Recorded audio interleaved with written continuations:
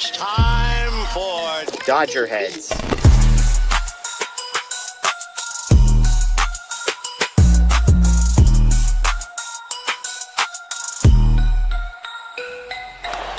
high fly ball into right field. Dodgers have won it all in 2020. Shohei Ohtani, 50-50 club. Strikes him out. There's a drive. Shohei Ohtani. Freeman hits the ball. She is gone. Birthday party, Los Angeles. Your Dodgers have won the World Series. What's up, everybody? Welcome into DodgerHeads Live, presented by DodgerBlue.com, part of the Medium Large Sports Network.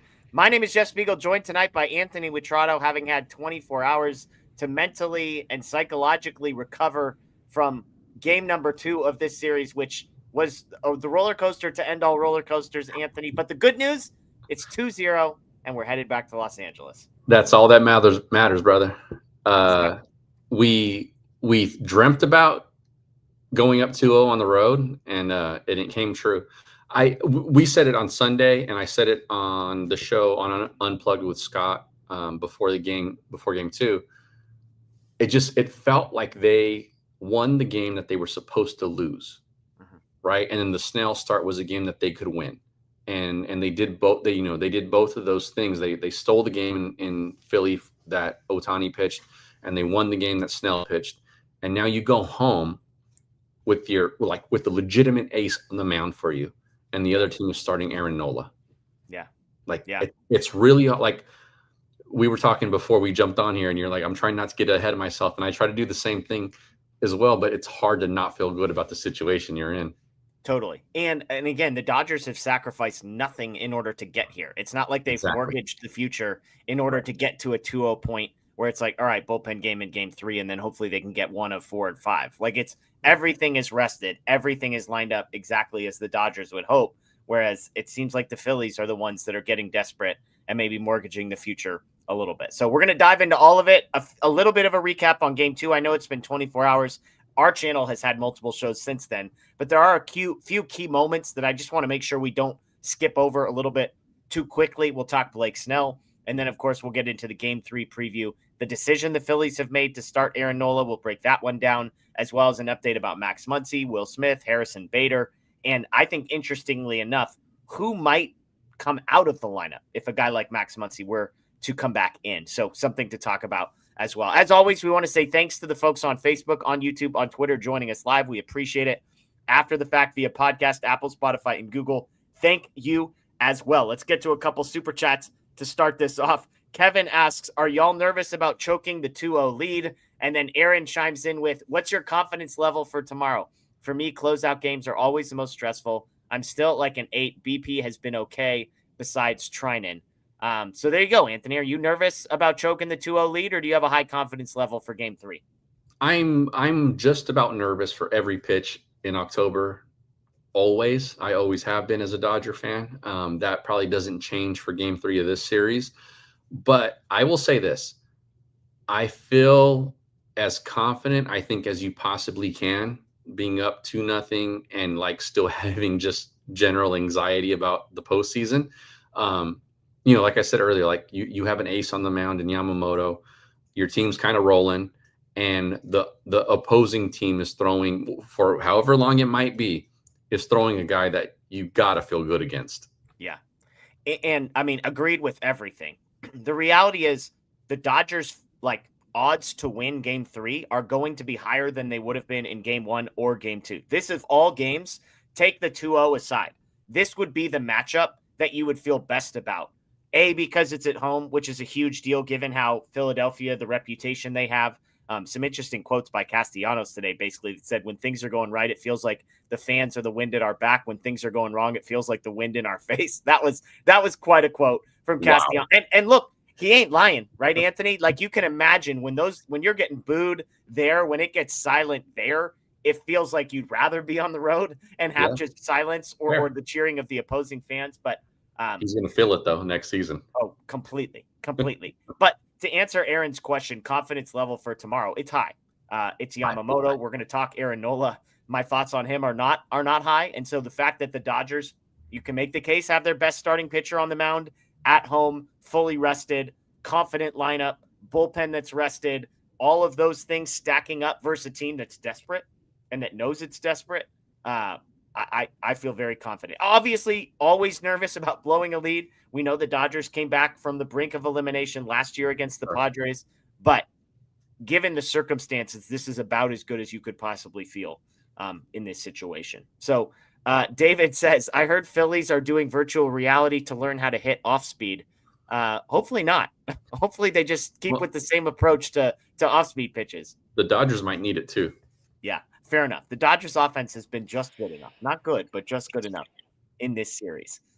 Robert asks, is Alex Freeland available in the NLCS? Given injuries to Muncy, Edman, and Rojas, I'm a little nervous about infield depth.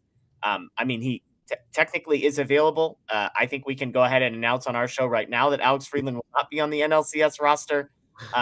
They've got plenty of infield depth. And yes, I know Edman and Rojas specifically are banged up, but not enough for it to matter at this point in the season is how I view it, Anthony. Yeah, and not enough for it to matter enough that Freeland's going to be the guy that comes up. They still have Ha-Seong Kim on the bench. Like, he's going to get playing time. Kike. And Kike can play the infield. So, yeah, it's a concern that those guys might be a little banged up, but I don't think it's like roster altering at this point. Yeah. Jose with the big super chat. I think Dave put it well. Roki can't close every game. How do you think he managed that on days Roki isn't available? I misspoke. Roki, 2 playoff saves. Sasaki. Some big news that came out today was Dave Roberts finally went ahead and said Roki is our closer. Basically said he's the primary option. However, he doesn't think they're trying to manage his workload. They think they're going to be playing for a few more weeks, and so they need to navigate this a little bit more as time goes on. Hence why Dave was hesitant to go to him last night. We don't need to revisit that. That has been litigated up and down and backwards and forwards. But how do you think he manages this on days Roki isn't available? Because once we get to the NLCS, if the Dodgers get to the NLCS, they won't have the luxury of a million days off like they've had in the NLDS.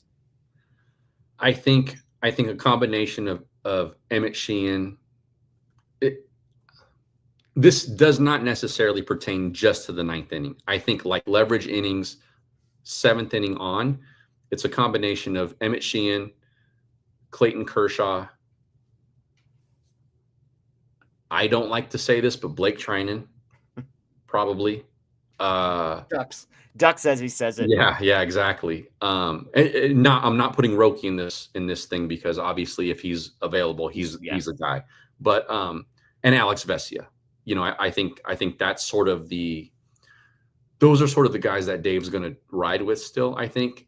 Even though I've been saying for a while, I don't trust Blake Treinen. I think Dave is probably going to still use him, maybe not in 1-run game in the 9th inning usage, but like, 7th inning, you're up 2, you're up 3, something like that. I could still see him using him. Yeah. The reality, so looking at the NLCS schedule real quick, it's back-to-back games to start, day off, 3 games in a row, day off, back-to-back games. So you can do the math. That's 7 games. Finding Roki Sasaki, being able to pitch in 4 of those feels like the absolute maximum, and that's if the days line up. He can go back-to-back. I would imagine at this point they'd be willing to experiment with that. We know he can do 2 out of 3, but he won't be pitching 3 days in a row. He probably won't be pitching 3 out of 4 days in a row. So those are the types of decisions the Dodgers are going to have to navigate. I think you nailed it. I think Vesia's in that group. I think Jack Dreyer is probably still floating around that group, even though he's a rookie because he's been so good this season. But, man, I was dead wrong about Blake Treinen coming in and being able to be effective last night. And, as I joked on Twitter, like, it was a seeing eye ground ball. It was a check swing double. But at the end of the day, if you're not missing bats, you're liable to that. And you don't get to use that as an excuse when you get no swing and miss. Yeah, totally. And I think it's relatable to what we did with Conforto for the first few months of the season, where we said, and I was in this camp for a little while as well, of, man, he's having good at bats. He's hitting the ball hard. His batting average on balls in play is terrible. Yeah. it feels like he's doing all the right things, just not getting results. But at some point, the results are what matters. Yeah. And I think in a situation where you only have small sample size, every sample size right now is one game, essentially. Yep. Yep. And when you only have that sample to go off of, if you're not getting the job done, then that's what it is. And so I think Blake Treinen is in that situation now. I still think Dave will lean on him at points in leverage. I don't think it's going to be all the time. I also don't think, like, if you go up 2 runs in the 9th inning and let's say he's trying to stay away from Roki, I think he starts to map it out earlier in the game so it doesn't have to be Treinen in the 9th. Yeah, I mean, because the reality is they just don't have righties that they can really go to in that. You mentioned Kershaw. I think he could be a guy, but you look up and down this group. He can get both sides out. I think that's why he matters. Exactly. It's Sheehan, who is very good. You know, he redeemed himself. We're going to talk Emmett Sheehan here in a little bit.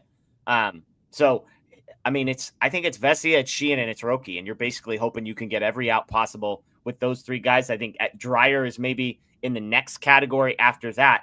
And then Bonda, maybe, but like he wasn't even on the wild card roster. Tanner Scott, like you just know he's going to find himself in a spot at some point. Not that we want him to, but he will. And then as people have said online, like I don't think Treinen's going to be a leverage guy, but it does feel like the rest of the postseason is going to be long enough, Anthony, that he's going to find himself back in a spot at some point. Yeah, I don't think, like, they don't have enough guys that are on that trust tree that I think they can go away from him. And that's not to say like I don't trust Blake Treinen, but I don't think there's enough guys that they do trust to eliminate Blake Treinen from this equation completely.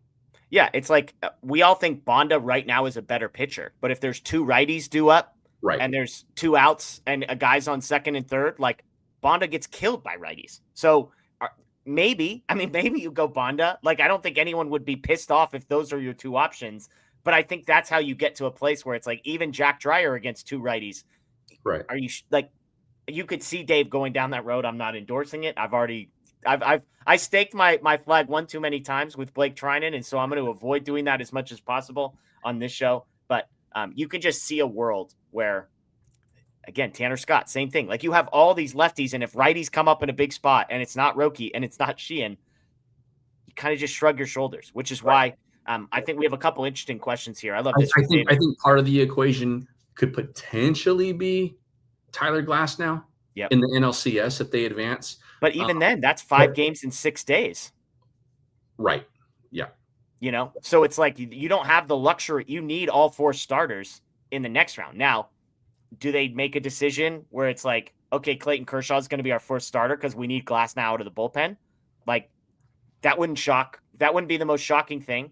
The alternative, and a couple of these super chats reference it. I love David says, any chance we can trade Treinen to the Savannah Bananas? I don't think they're interested. Pass. LTTE Beaches says, any chance the Dodgers can add Robleski and delete? I love the word delete Treinen for the NLCS. They can. Yes, they could do that. Jay Teaser says, I think Treinen probably, quote, needs Tommy John, but that would mean his career is due to age and rehab, so they are trying to gut it out. It's possible. David says, any chance we can send Treinen to the minors? Another question. David, any chance Treinen gets a flat tire on his way to Dodger Stadium? David's got lots of ideas here. But the basically what I tweeted out today, Anthony, and what I think is interesting when it comes to Treinen is you're going to find out how they feel about like how serious they are. Because I know everyone's like, get this guy off the roster. If they don't want Blake Treinen on the roster for the NLCS, he could become injured between now and game number 3. Because what that would cost them is if he does get injured, they can replace him immediately on the roster. Not saying they need to, but they could. And then he would be forced to sit out the NLCS. So if they've already decided we don't trust this guy, he's cooked, and we don't need him in the NLCS, they could make that move now. I don't think they're going to, because I don't think the options behind in the bullpen are good enough to justify it. I think they're going to need more arms in the NLCS, not less arms in the NLCS.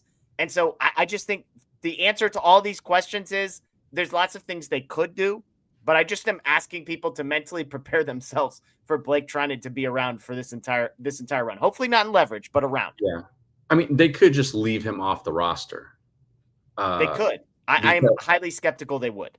I am as well. But if you chalk him up as injured, he's done. For the NLCS, he could come back for the World Series. Yeah. I'm saying if you're going to take him off the NLCS roster anyways, you might as well get yourself an extra arm now. That's my point. Are we sure he's good for the World Series if you come off the roster, you are ineligible for the next round, I believe is the rule. But we're okay. I think sorry, maybe I misunderstood you.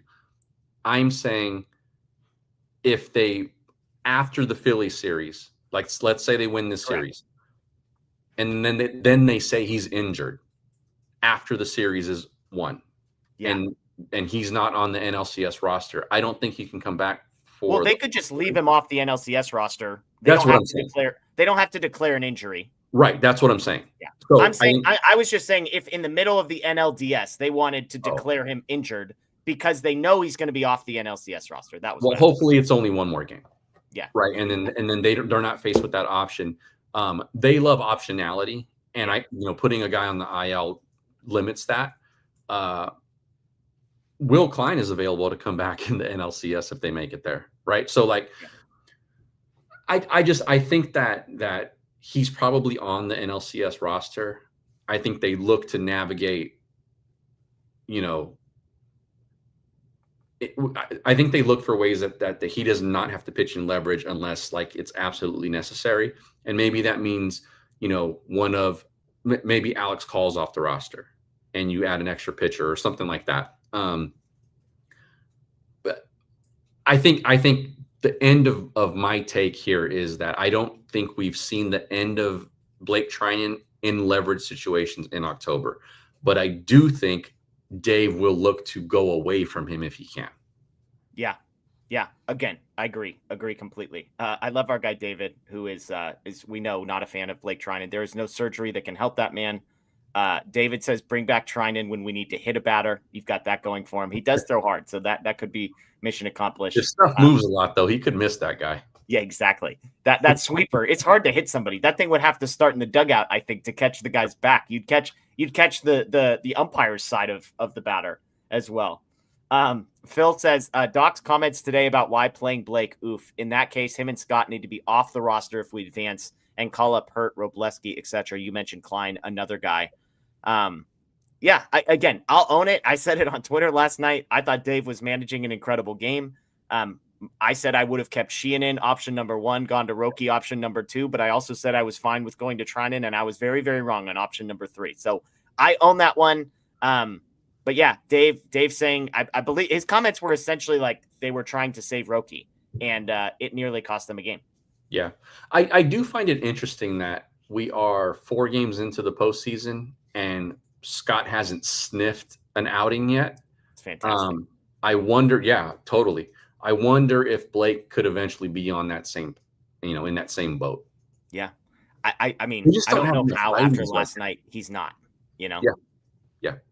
3 batters in a leverage spot and you don't get any outs. How do you not keep Sheehan in that situation?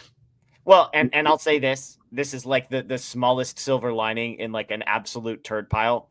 At least Dave only let him face 3 batters. Like we've talked about Dave sort of refusing to have a guy up. At the very least, we got him out after 3. But again, that doesn't erase the decision in the first place. I did say, I'll take a little bit of a lap here. I did say, I think we're going to see bullpen deployment change in October when a guy's bad, because Dave would have a tendency to let a guy try to figure it out after 3 hitters if he clearly didn't have it. And I think right now it's like, okay, you're going to face the minimum, buddy, and then you're gone. Yeah, we can't get you out quickly enough. Aaron, is it a possibility that Tanner and Treinen could be off the roster in a potential CS? Both are unusable. We have multiple righties that can take their spot. We're here to win a World Series, not play politics. The question for me, I have not done a deep dive into either the Cubs or the Brewers. I try my hardest not to get ahead of myself and make assumptions about the Dodgers playing in a series beyond the one they are currently in. So a lot of this would have to do with how the Brewers or the Cubs, currently the Brewers up 2-0 like the Dodgers, how they match up. Like, are there spots that you definitely are going to want more righties versus like the Phillies? They have a bunch of guys that hit both sides. and then the whole bottom half of their lineup sucks against lefties. So this is an easier group to carry some lefties, but I do think there's going to be a mix-up in this sense. They will carry, my guess is with 2 day off, 3 day off, 2. My guess is they carry the maximum number of pitchers allowed to them, given that. So I think they're going to add one more pitcher to this group, would be my guess. Where that spot comes from, do they take one guy off and add 2 new pitchers? That's the interesting thing. Yeah, I agree. I think that'll be some math that we try to figure out if they win this series. Could be they only carry 2 catchers. It could be they don't need one of Alex Call or Justin Dean. But yeah, I'm with you. I think the bullpen math changes if they get to the NLCS. So we'll see. But yeah, I think what we saw last night from Blake will change the bullpen usage philosophy for Dave going forward, just because I think now he's proven that not a guy that you can put in there and trust. Yeah, absolutely. JY, are there any scenarios where Tanner Scott can help? He's better than Kike Hernandez at pitching. I've thought about this one. And I said it before the playoffs started, and I wasn't confident in it, but I was like, if they keep him and they got to use him at some point, how do they use him? I think they use him strictly as a lefty specialist. Yeah. But they haven't done it yet, right? Like, this feels like if they were going to do it, this would be the series with Schwarber and Harper hitting back-to-back in that lineup for Philly. He's on the roster for whatever reason. Maybe it's the politics of roster management in Major League Baseball. But he clearly doesn't trust Tanner Scott. And to be fair, like, I think so often in these situations, we are used to having so many good guys that we need to find a justification for why this guy is on the roster. When I really think right now, it's just there aren't better options. And look, I think Kasperius is a better option. I think Robleski is a better option. I think Kyle Hurt is a better option. I think Will Klein will be a better option. But like, the gap between those guys is probably not large enough and monumental enough for us to sit here and say, oh my gosh, this is all politics. Like, I think it's just a grab bag of guys you don't really trust. And so it's like, do you want the young guy you've never seen do it, who's kind of struggled at various points? Or do you want the guy that has struggled mightily, but like, at least you've seen him do it once before? Like, that's the equation. And I'm not trying to defend Tanner Scott, but let's not pretend like they have a roster of 16 relievers that they're leaving unbelievable guys off in order to bring Tanner Scott along. And there's lots of guys who are in the same boat. Bonda hasn't pitched in this series. Right. Dryer's only appeared once. Like, there are other guys who have also not sniffed anything. Everything you just said is right. But the fact that he hasn't pitched at all, just is I think that's the ultimate sign right there. That, like, they're not planning on using him. Yeah. And so what's he on the roster for if they clearly have enough lefties? Yeah. And so what's he on the roster for aside from, like, he's signed to a 4-year, $72 million contract and they don't want to embarrass the guy? Well, I mean, and keep in mind, Bonda and Kershaw weren't even on the wild card roster. So there's 2 other lefties that he was ahead of in the pecking order, at least. Well, I think there were legitimate reasons for that. Like, I would have had Bonda on the roster in the wild card before Tanner Scott. You and me both. Again, I think that is, I think those are the politics of the roster coming into play.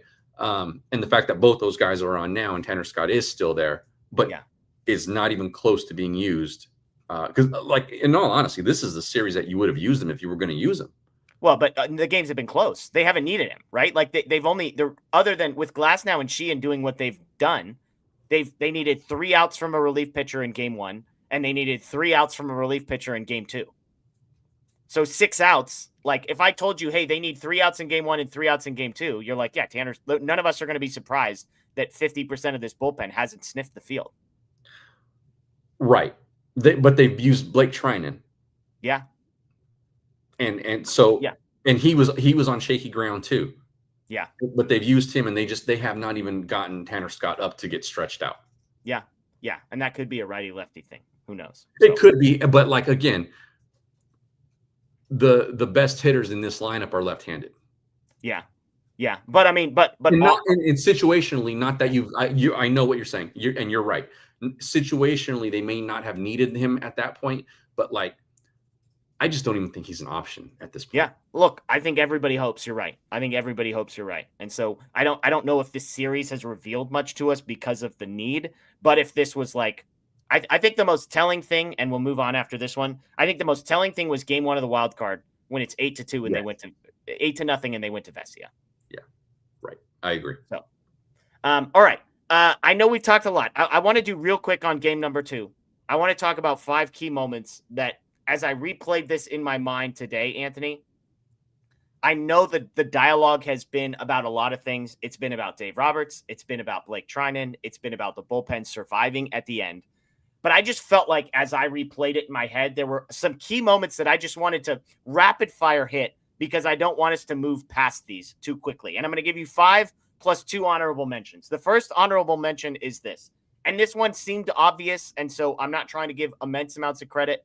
But first, going to Will Smith and Max Muncy at some point by Dave Roberts was a huge moment because both of those guys played key roles in this game. Will Smith had the biggest hit, the 2-out single to break this game open to 3-0.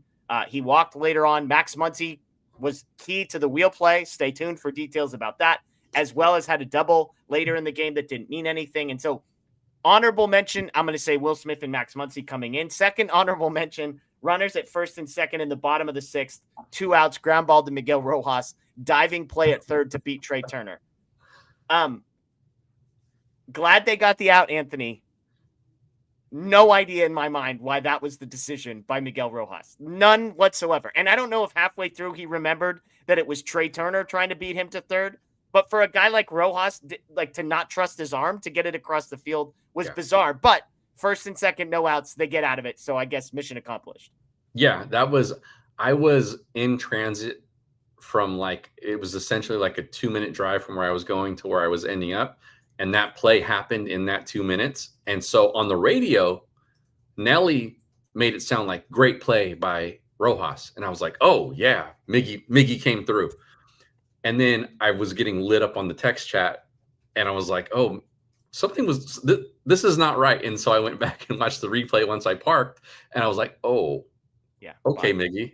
Yeah. I have it might've been just a brain fart and didn't it's one of those situations where Trey Turner's there and then you catch the ball and you just blank out, or maybe he thought he was closer to the bag than he was. I don't know, but thank goodness he got the out. Yeah. Number 5 for me, key moments. And this is really the one that inspired this segment. The first run the Dodgers score, Kike Hernandez hits a bouncer over the pitcher's head. Teoscar makes the decision to come home. And I cannot stress enough how perfect of a slide Teoscar Hernandez had into home. Because as soon as they cut to the replay, Anthony, without you and me talking about it, I know we were thinking the exact same thing, which is the player's foot always pops up off of the ground and does not make contact with home plate. And Teoscar Hernandez, the entirety of that slide, his foot is on the plate, on the corner that he was aiming for as well. That slide was so critical to get 1-0 to save the out, all of it. So shout out to Teo for the slide.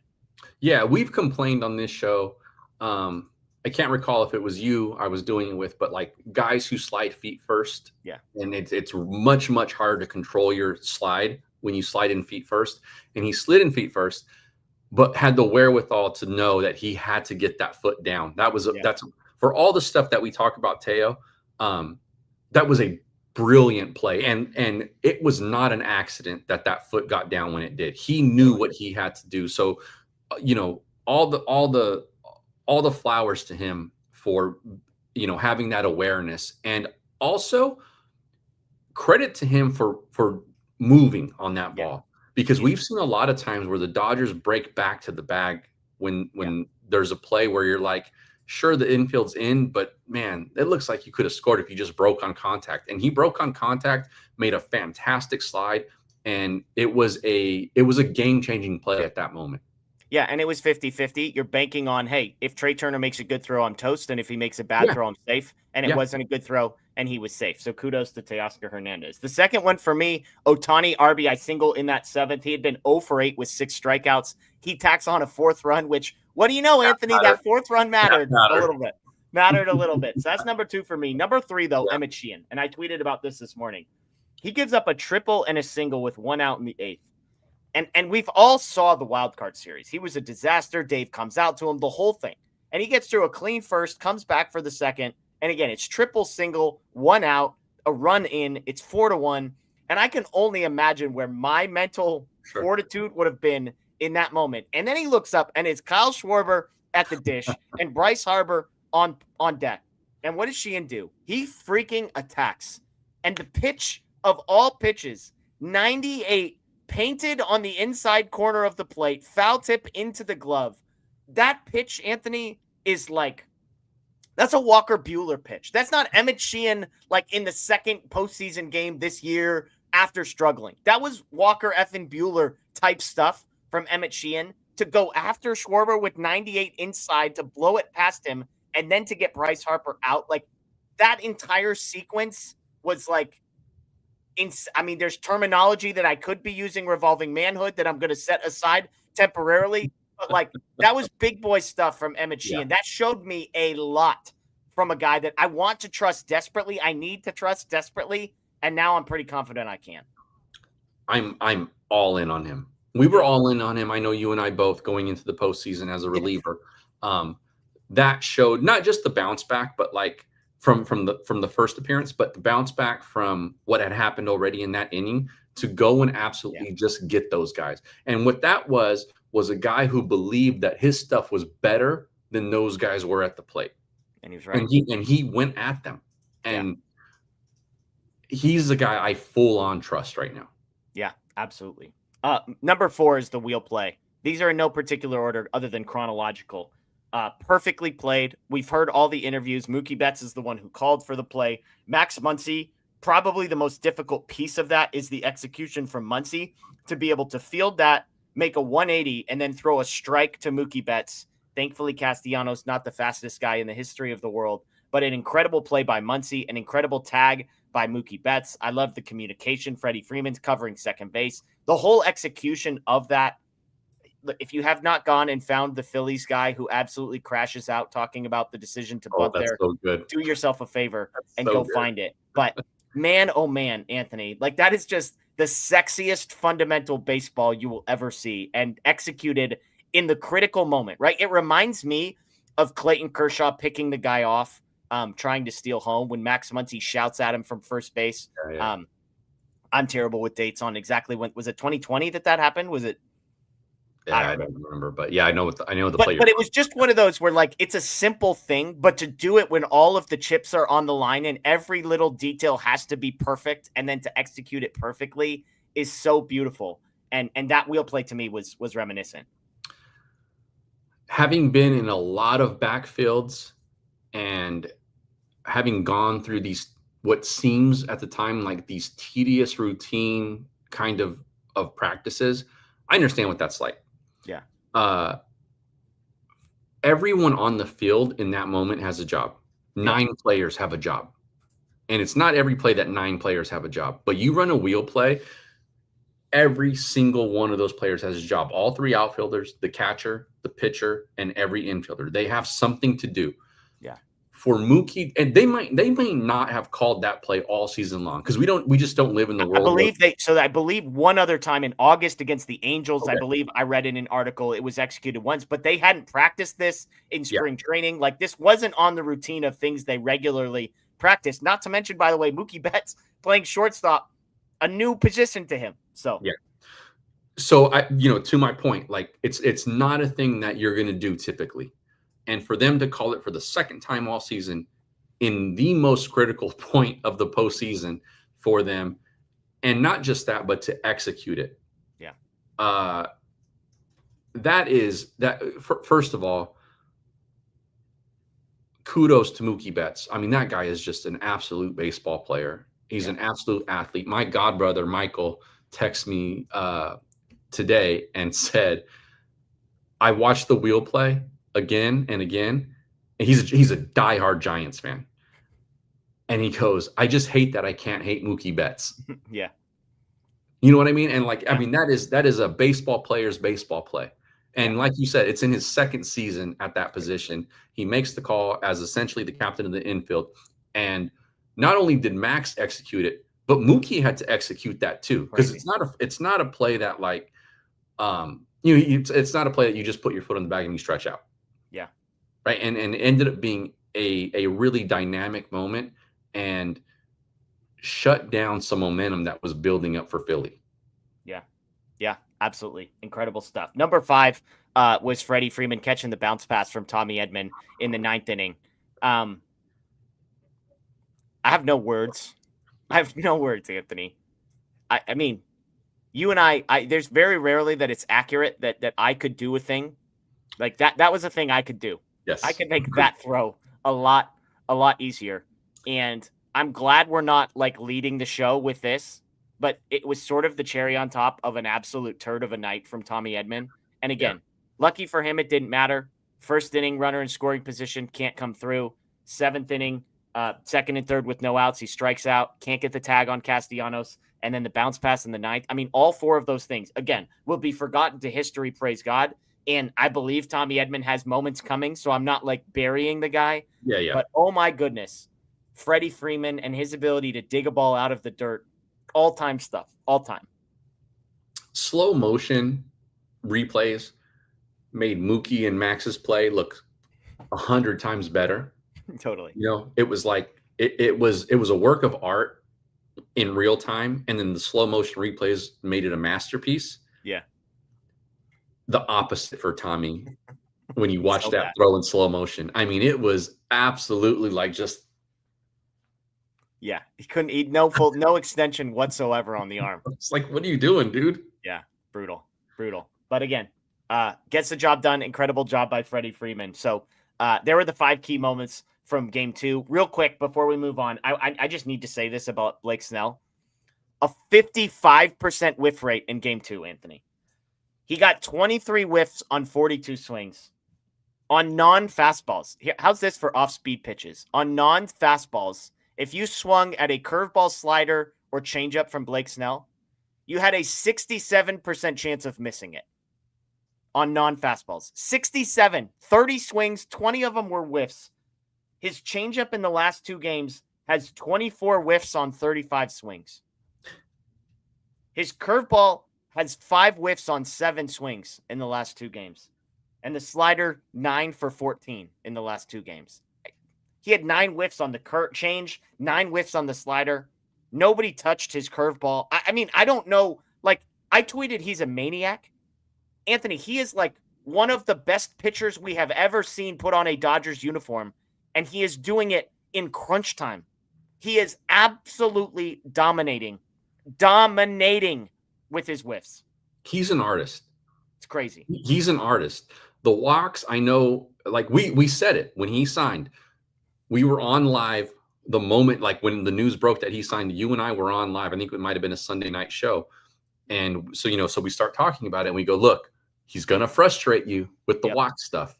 Yeah. But that's intentional. And you called it out well. Like, he doesn't want to pitch in the zone. He's deliberate about where he's throwing the baseball. And so we see the walks, and sure, it limits his efficiency at times.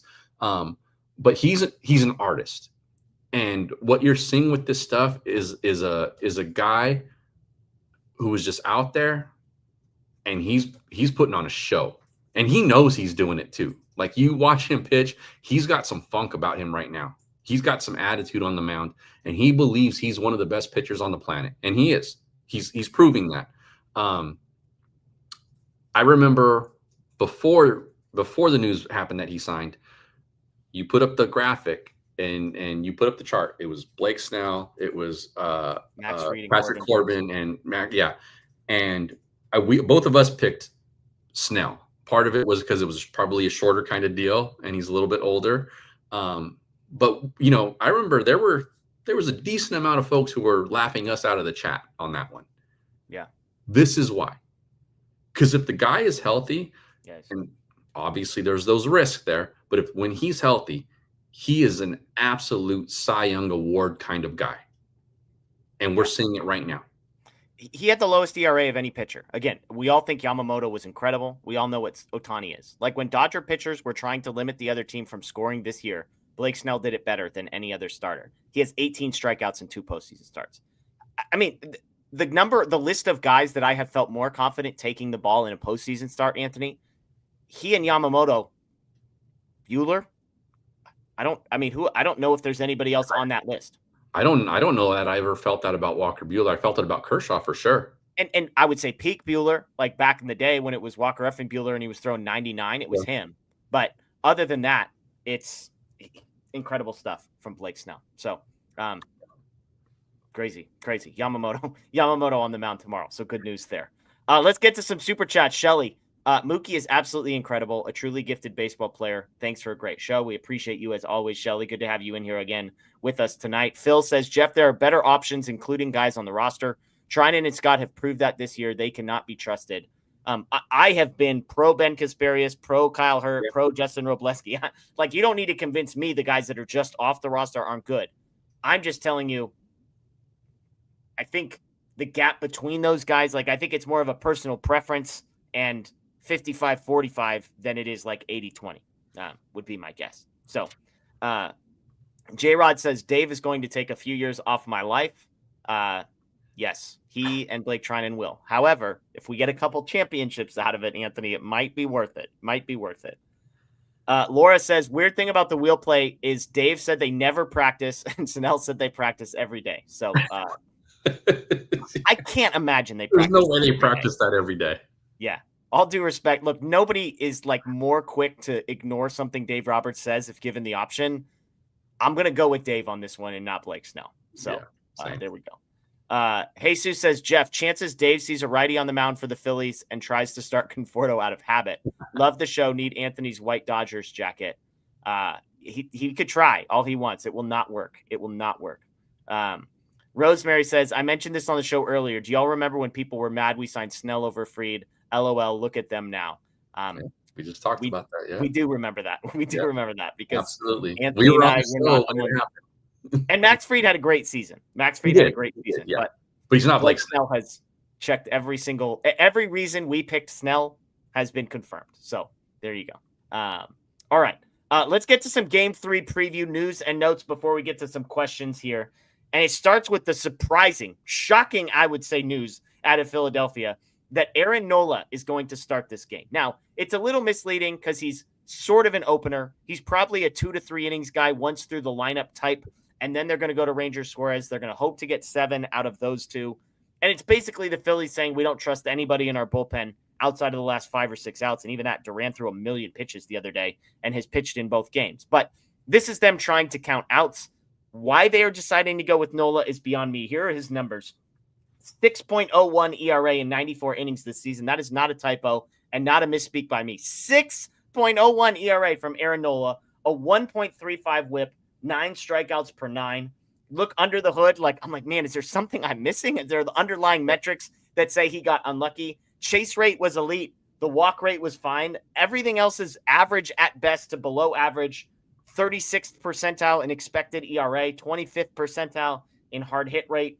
The 91.8 mile an hour fastball average is a mile an hour below his careers. So, man, I think I love this as a Dodgers fan. I get the Phillies counting outs to begin with, but why you would look at Shohei Ohtani and Freddie Freeman and the group at the top and say, let's start with Nola and see what happens. Or Max Muncy. Is completely beyond me, Anthony. Like, even if you're trying to say, oh, they want to get Freddie moved up, so then it's all these lefties all together. Like, A, I don't think Dave is going to bite. And B, who cares? Righty or lefty? This guy stinks. Right. Yeah, I'm with you. Who cares? This feels like they're galaxy braining it. Yeah, agreed. It really does. Just start the guy who's your best pitcher. The season is on the brink. Just start the guy. Yeah. If the series is tied 1-1, okay, maybe. If you're up 2-0, sure. But I do not understand the thinking here. And it's very, very well maybe that if the Dodgers win this game and Nola gets beat up a little bit, that the announcement that there's a firing in Philly comes like minutes after the series is over. But what are the odds here, you think, Jeff, that there are guys stirring at first pitch for Philadelphia? Like you're saying, hey, they're pitching this as he's going to go get 2 or 3 innings, but in reality, it's just to screw with the Dodgers, and it's going to be a bullpen game, and Suarez comes in the third or something like that. I think they'll try to milk the innings, the outs out of him that they can. But I also think that given that it's an elimination game for the Phillies, that from batter one, they have a guy ready to get hot quick. Yeah, this to me, I think you're probably right because they're not going to risk anything, and you can't risk this getting completely out of hand. Like, find me a Philly fan that feels good when Nola takes the mound and Ohtani, a lefty, walks into the dish. Like, I just, as a Dodgers fan, I'm worried about Ranger Suarez. Like, I think he's a very good pitcher. I think he's on par with Luzardo, who dominated them yesterday. To me, it's like, don't overthink this. Ask Suarez to go get you 6 or 7 innings tomorrow. That feels like a higher likelihood of success than asking Nola and Suarez to get you 7 innings. If the Dodgers don't score in the first 2 or 3 innings off Aaron Nola, this segment's going to look really stupid. The Dodgers offense is going to look stupider because Nola's not good. And I know he's their vet, and I know he's been there before, and that's everything they're saying. This is them talking up, a Walker Buehler type guy, even though he doesn't have it anymore. I'll tell you, this is the ultimate, like, what does the other team want us to do? The Dodgers want Aaron Nola in the game tomorrow. Mm-hmm. And so if you're the Phillies, you're putting that on a platter and saying, we're going to do what you hope we do. And if the Dodgers don't take advantage, that's on them. But this makes no sense to me. Yeah. We're always talking about process here instead of, results. We don't like to do Monday morning quarterback stuff. This is a bad process. Yeah. And you're right. Like, it very well may be that Nola gets through 3 innings and he gets shut out ball. But, like, the Dodgers have not proven that they can hit these good lefties. Yeah, not at all. And the Phillies have another one waiting in the wings. Yeah. And so, like, in an elimination game, I don't understand the risk of, like, the guy who's more likely to put you in a hole starting the game than the guy who's not. Just put Suarez out there. Like, if you need 7 between the two of them, then just have Nola be the first guy out of the bullpen or something. Like, I just don't. Yeah. And Suarez has come out of the bullpen before is what they would say. So maybe it's like a sequencing thing of, if we know both of these guys are going to pitch, one guy's more comfortable starting the game, the other guy is reasonably comfortable coming out of relief. But, like, I'm not compromising the better of the two pitchers. like okay. Nola can figure it out of the bullpen or not figure it out, and that doesn't matter to me because I need Suarez firing on all cylinders, and I don't see that happening. Yeah. So some other news and notes from this: Harrison Bader officially a game time decision. So I'm sure the Dodgers would love to not have to see him in this game. He came in as a pinch hitter and got a hit in the last one. So if he's out, that would be helpful for the Dodgers. Max Muncy will start tomorrow. Will Smith is a possibility to start. We'll get to that. But let's start with Muncy. Whose spot does Max Muncy take in the lineup? Because they've got positional versatility. It's either going to be Miguel Rojas or Tommy Edman, both guys who have been banged up. I said to you before coming on, like, if you want to go super hot takey, is it possible Muncy and Ha-Seong Kim are both in this lineup, especially with the righty starting the game? That feels a little too crazy for me, but I'll just throw a little nibble out there and see what happens. But if you had to choose, either Rojas or Edman is coming off the field in order to make way for Muncy, who we know is starting. Who would you take off? I think they get to the ballpark tomorrow and they determine who feels worse between Edman and Rojas, if Rojas really is banged up a little bit from that play at third. And then they start the guy who's less banged up. I think that they will not start Kim because his main value is in a specific situation, and that situation may come up later on in the game, and they're going to need him. Yeah. And so I think that they save him for that reason. My guess sounds like, real quick, by the way, the admin's noting that Dave has actually already answered this question, so that's on us, is that Miguel Rojas is going to be one coming off. So you were about to guess that Miguel Rojas would be the guy coming off the field. I was actually about to say that, yes. I think it would be Rojas who would not start. And there you go. Yeah. So I think that they don't get too cute with it. So yeah, I'm good with that. I hope it's not, and maybe admin can chime in here, but I hope it's not a situation where Rojas is really hurt and they're staying away from him there. Yeah, there you go. Okay, yeah, I see Miguel Rojas won't start tomorrow due to matchup reasons. Tweaked his hamstring diving into third. Said it's feeling better, going through his normal routine. So that got lost by me. So that's on us. So that's really scary. Yeah, I'm not gonna lie. So Edman at second, Muncy at third, and everybody else expected to say the same. Will Smith, let's talk about him because you and I have had this conversation multiple times. The elephant in the room is the thing that you and I can't answer. We don't know how his hand is feeling after all of the baseball he has played. Clearly, he played half a game in game 1 and felt good enough to come back in game 2, 48 hours later, and play half of a game again. He's got another 24 hours off. Of course, the plane flight, elevation, who knows if that messes with swelling and whatnot. But based on what you've seen, is there any world where Will Smith isn't starting at catcher? Or do you take the long view and say we're up 2-0, the Rortvedt thing has worked out okay for us coming in halfway with Will Smith? Do we try and cheat a little bit and give Will Smith as much time off as possible, knowing that we've still got 2 more weeks of games ahead of us? Yeah. I would normally say, given the 2-0 lead and you're coming back home, give Will the day and keep playing it how you've been playing it. I just don't know if we don't have enough information to know if, like, are these days off actually helping him, or is this a longer, like, does he need months off? Yeah. Right. And so we talked about this on Sunday, and I think we were in the same boat. I think we took different routes to get there, but I think we're in the same place of, like, if he's healthy, I want him in there. Yeah, I do. How is he healthy though? And so I know that there was talk about him starting game 3 after game 1. And if they believe that he's healthy enough for that, then I'm fine. Like, I'm all in. Yeah. But we still, I think, don't have clear understanding of, like, what that injury is and how it feels for him. So I would not be surprised or upset if it's still Benny Rowe who starts and they go with the same game plan of, like, if we're going to find a situation eventually where Will looks like the guy that should be hitting here, and then we'll leave him in. And I'm okay with that. Yeah, because in reality, I mean, with Rortvedt, it's like one at bat, I think, is all Ben ended up getting, basically. Of course, the Dodgers offense was being completely shut down, but it is worth noting, in the chat is mentioning this. We were worried about, like, well, how's the defense going to be? Safe to say the hand can throw the baseball all right, because if Mookie Betts comes up with a ball, I mean, you could not have put that ball in a better place to throw out. Was it Trey Turner that was stealing that bag? Yeah, he's out. I mean, to get Trey Turner, for anybody to get Trey Turner is nuts, but safe to say I think the hand is okay as far as throwing the ball. Again, we don't know how it's going to feel. Never underestimate what a plane ride could do to something that you're worried about swelling. But it would be a huge boost, because Will Smith coming up, I mean, that was the joke, right? We had this exact conversation. Runners in scoring position, Rortvedt or Smith, who do you want? And the answer was obvious, and it's Will Smith. And he smacks in a 2-out single to break this thing open.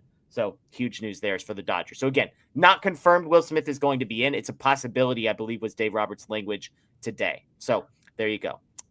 Let's get to some questions, all caps questions. We do have another super chat here, and then populate the chat. We got about 10 or 15 more minutes to get to. Gak Jardner says, Ranger Suarez took a comebacker off the thigh 2 weeks back. They said it wasn't anything, but could that maybe be untrue? It's possible that this is the case.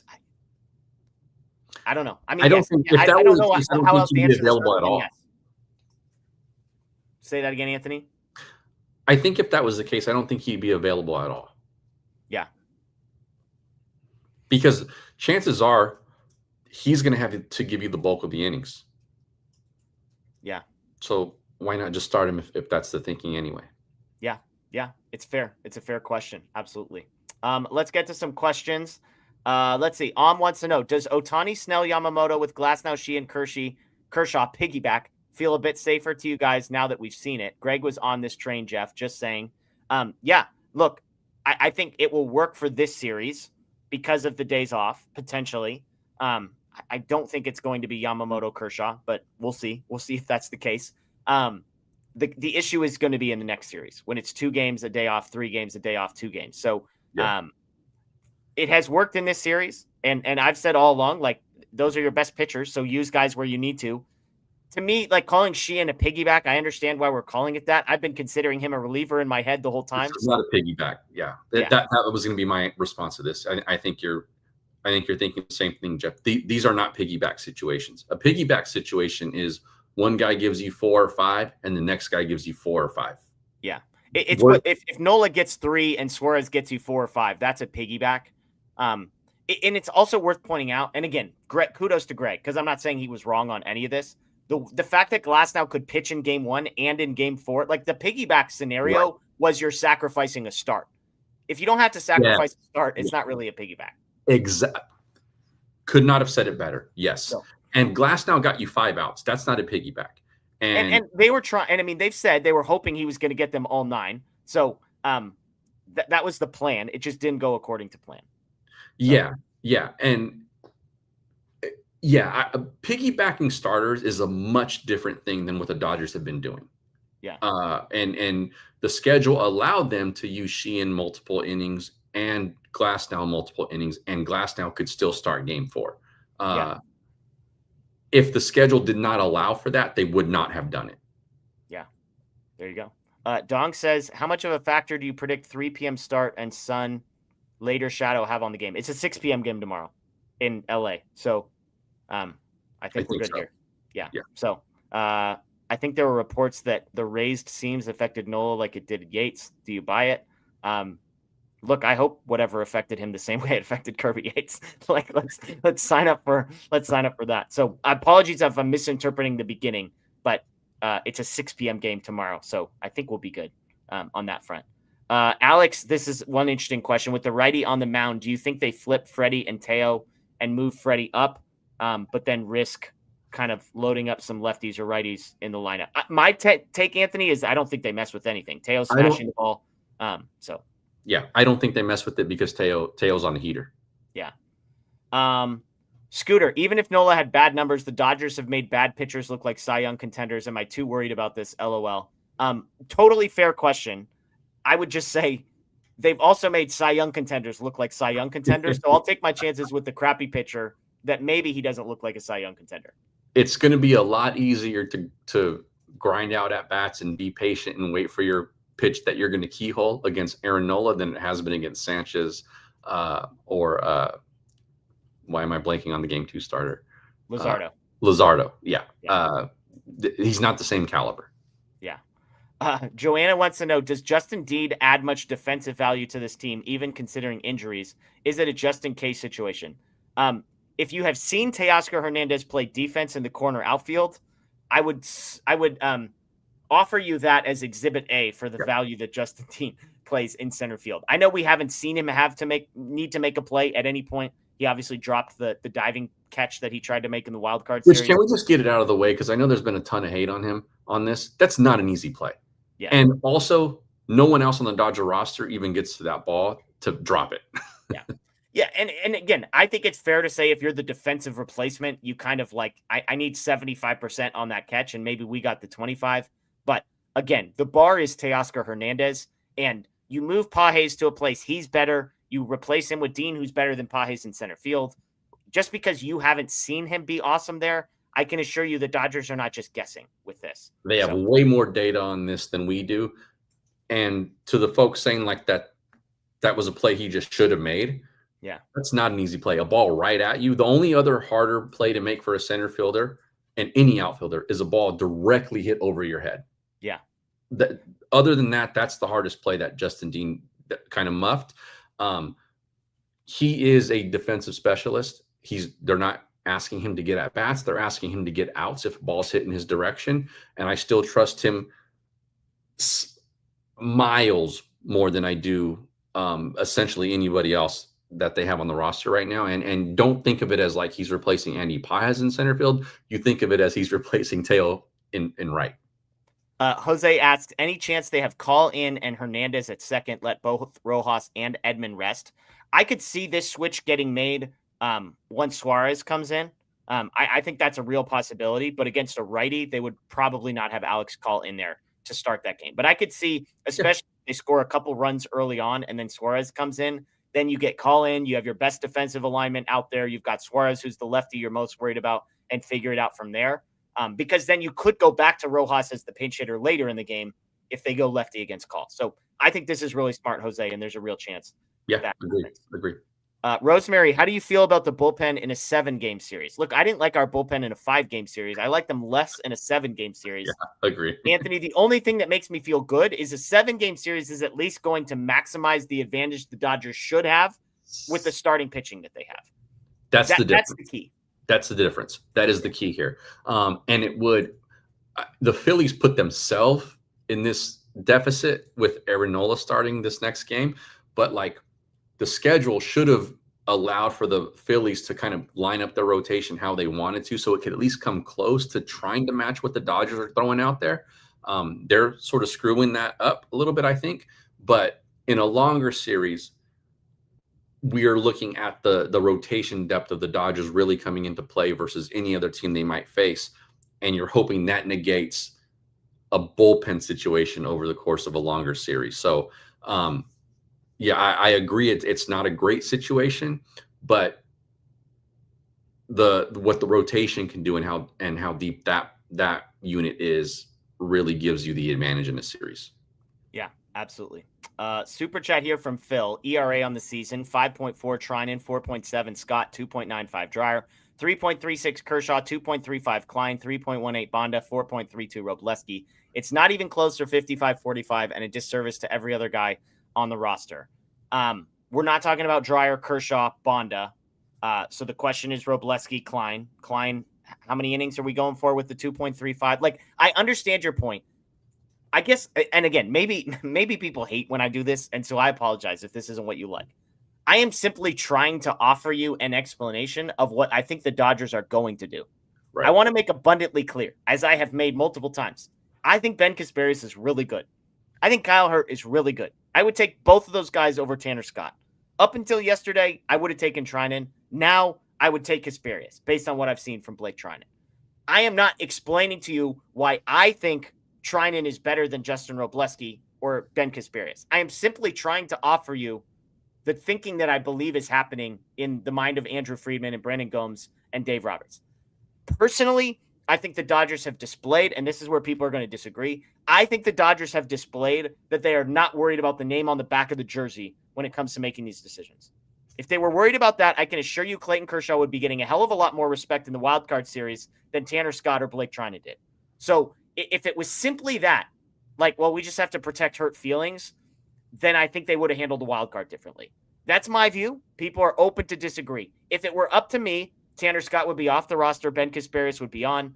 At this point, I'd probably go Klein or Hurt over Blake Treinen as well. That's me. That's me. I said last time I wouldn't have Alex Cole on this roster. I was wrong about that. So that's my view, Anthony. Yeah, no, I agree. I think if everyone has a blank jersey and a blank contract, Tanner Scott's not on this roster. And it's not quite 50%. I think the chances that Treinen's on the roster are higher than that. But he's not a trusted guy. I can say that, I think. Yeah. So yeah, I'm with you here. And we talked about it a little bit earlier. It's, some of it is politics. Some of it is like Dave, really trusting Treinen because he's seen Treinen do it before. And right or wrong, sometimes that's what makes Dave like the player's manager that he is. His trust and sometimes, for better or worse, his trust in these guys, comes into play. But yeah, I think we're all thinking along the same lines. It's just, it's not what the Dodgers are going to do necessarily. I've had this thought, and I hesitate to say it because it's just going to add fuel to the fire that I'm trying to defend Blake Treinen. Because I liked him last night. I was wrong. They've had, when it comes to a guy like Kike Hernandez, they are looking beyond the 2025 season. And at times that has served them well, a la Kike Hernandez. Mm-hmm. They looked at him and said, look, we've seen this guy perform in the past. Tanner Scott is not Kike Hernandez. He does not have the October resume that Kike Hernandez does. But I think just goes to show they're not just crossing off names and looking at the ERA from 2025 and saying which guy has the lowest number? Let's pick them. Because Tanner Scott's been really, really bad this season. The Dodgers also faced Tanner Scott in the postseason last year, and he dominated them. Yeah. So there's a little bit of that. There's a little bit of he's a vet. He's been there before. They don't know how Ben Kasparius or Kyle Hurt or Klein or Robleski are necessarily going to respond to those moments. So again, I'm not arguing for. I've told you what I would do. I'm just making a case, playing devil's advocate a little bit. David asks, what do you think? Does Roki Sasaki become the closer now, or does he eventually become a starter? We may have found the next Mariano Rivera. Starter or reliever, Anthony? Well, I said this on Sunday with you and Matt. I think his floor is all-star level closer now. Yeah. But they're going to try starter. but they're gonna try to make him. And this is what happens with every closer, whether we see it in the big leagues or not.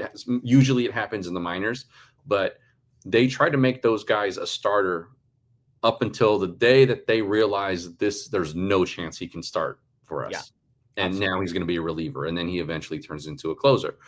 With Roki, I think they still think that he can develop a third pitch. The fastball velocity and the fastball shape is now a different thing for him, which makes the splitter play up. And so they still believe that he can be a starter. I still believe he can be a starter. If all else fails, I think, again, his floor is that he can be a dominant closer. Yeah, absolutely. Don't care 187. Did Pages' offense already leave for Cancun? Here's my hot take. Big swing from Andy Pages. I was thinking the same thing. Pages is going to come through at some point with the big one. Yep. Yeah, tomorrow. Extra base hit. Put it down. Russ asks, with Glasnow scheduled for Game 4, if we win in 3, will he open the next series? The answer, my guess, is no, because there would be enough time off that because of how this series plays out, you're going to want guys in games 1 and 2 that you might be able to bring back more quickly. Yes. So Snell would be game 1 because he would be fully rested, and then Snell could give you game 1 and game 5 on normal rest. From there, I think is where it gets interesting. You could bring Yamamoto back for game 2, and then he would have 5 days off and then be pitching potentially again in game number 6, which I think they would do. Or and then you'd go, then, who knows? Maybe it's Glasnow or Ohtani in game 3, and you figure, it might be Ohtani or Glasnow, in game 3, because you'd want him to come back and pitch in game 7. So I think it's something like that. They could go Ohtani in game 1, knowing that, hey, he's only going to pitch one time in this series, and we'll see what happens. But my guess is, after what we've seen, I would go Blake Snell, I would go Yoshinobu Yamamoto, and then I would save Ohtani for game 4. Although that wouldn't allow him to have the day off. So we'll see. But based on how he hit in that game, it makes me wonder what the plans are with Ohtani moving forward. If they sweep, it gives them a lot of options, including potentially using Glasnow out of the bullpen for one of these games again. Yeah, absolutely. Cole, going back to Treinen is like me as a kid not learning that forks don't belong in electrical outlets. There you go. True. Last question, Aaron. In honor of the Phillies, what do you get on your Philly cheesesteak, Anthony? I am a fan of all. I've tried a lot of different cheeses, including Cheese Whiz. Cheese Whiz is good. Try it if you're in Philly. That's like the OG. That's like the way they do it. That is how it was originally. Yeah, that's how it's originally made. If I had to pick, maybe I would pick provolone. Yeah. That might be my go-to.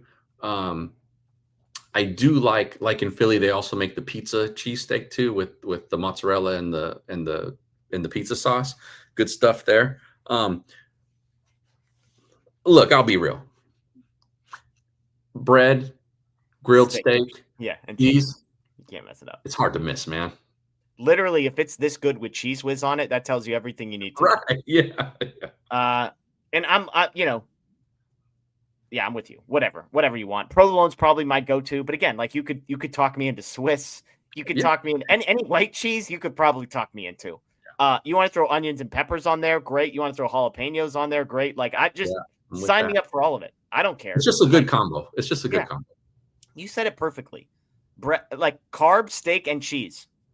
This ain't complicated, people. Yeah. It's a burger. It's a Philly cheesesteak. It's a French dip. Like it's not hard. We're simple creatures at the end of the day. Of course, our admin chumps in with the Philly cheese chicken. I guess we know who's back there now. Yep. 100%. 100%. That's, I got no words. On that note, we apologize for our admin. And we also say thank you for joining us here on DodgerHeads, presented by DodgerBlue.com. We will be back tomorrow night, post-game. I will finally be back. I finally get to do a post-game in this series. If they lose, don't blame me, okay? Don't blame me. By the way, I had to go to an event last night, and I was just like desperately hoping this game was going to end before I needed to leave. And I waited till the last possible minute. And I'm not joking, Anthony. I had to leave as Vesia was coming out of the game. No, as Treinen came out of the game.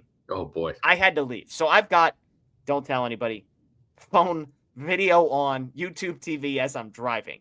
And I'm mostly listening to audio. I'm peeking up, glancing down. But I hear you, yeah. it's the announcer. You want to talk about the wheel play, not seeing this live. All I hear is, and the bunt is down, and Muncy turns to throw to third, and like a 7-second pause. It's like, bro, I need a faster update on the next sentence, like fast forward to your next words. And he gets him, or whatever. And I'm like, thank goodness. So then I get to the place I'm at. I have one thing I need to do. And I am just like by myself, phone, like staring as Roki comes in. And I'm like, I'm all by myself. And this is either going to be the worst moment of my life or the best moment of my life. And I'm not entirely sure which. My 4-year-old, by the way, early in the game when they score 4 runs, I'm like screaming. My 5-year-old just turned 5.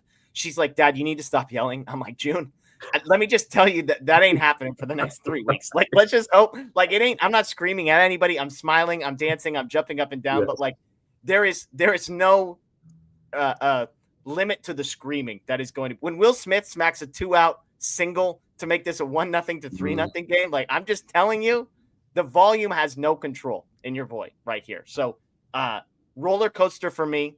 I'm going to be honest. I'm going to make one last confession, then I'll get out of here.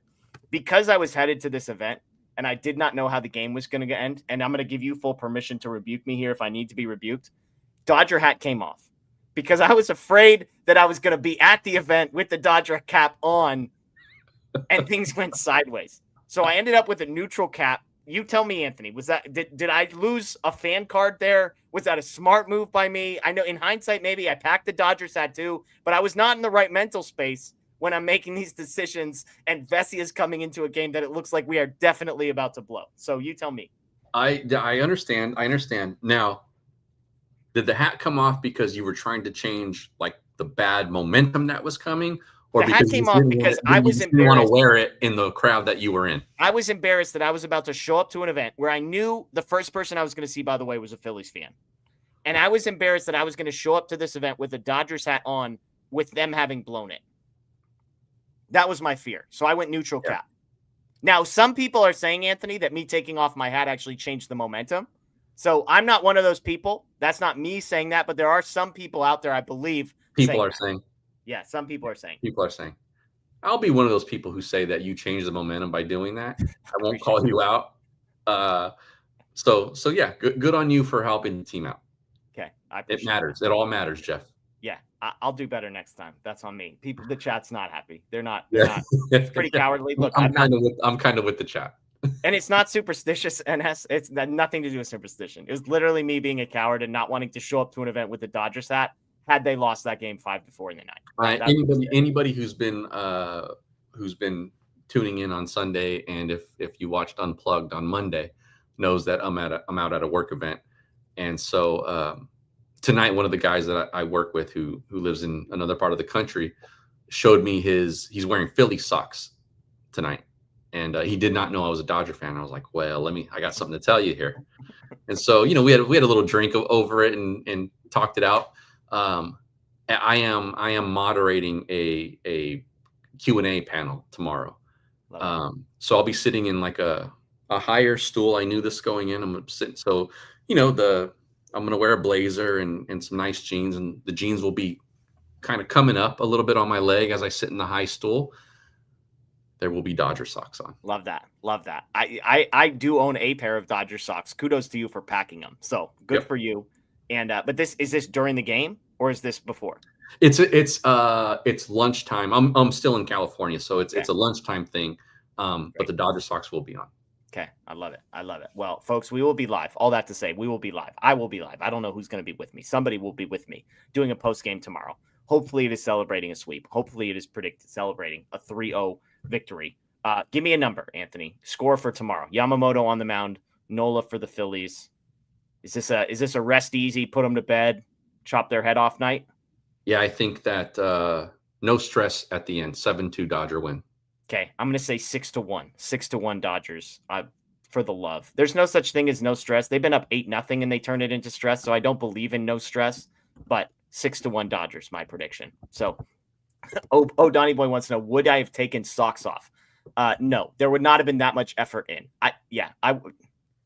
It was less effort than that to change my hat. I'll just leave it there. So, folks, We appreciate you all. We will see you tomorrow night. That is Anthony Witrado. I am Jeff Spiegel. As always, check out right here on the YouTube page. If you're new, subscribe, ring the notification bell. We got all sorts of interviews from the off day today. DodgerBlue.com with all the latest news and notes. DodgerBlue1958 on social media. Be the first to find out about the lineup. Enjoy the rest of your night, everyone. As always, go Dodgers. And yes, still champs.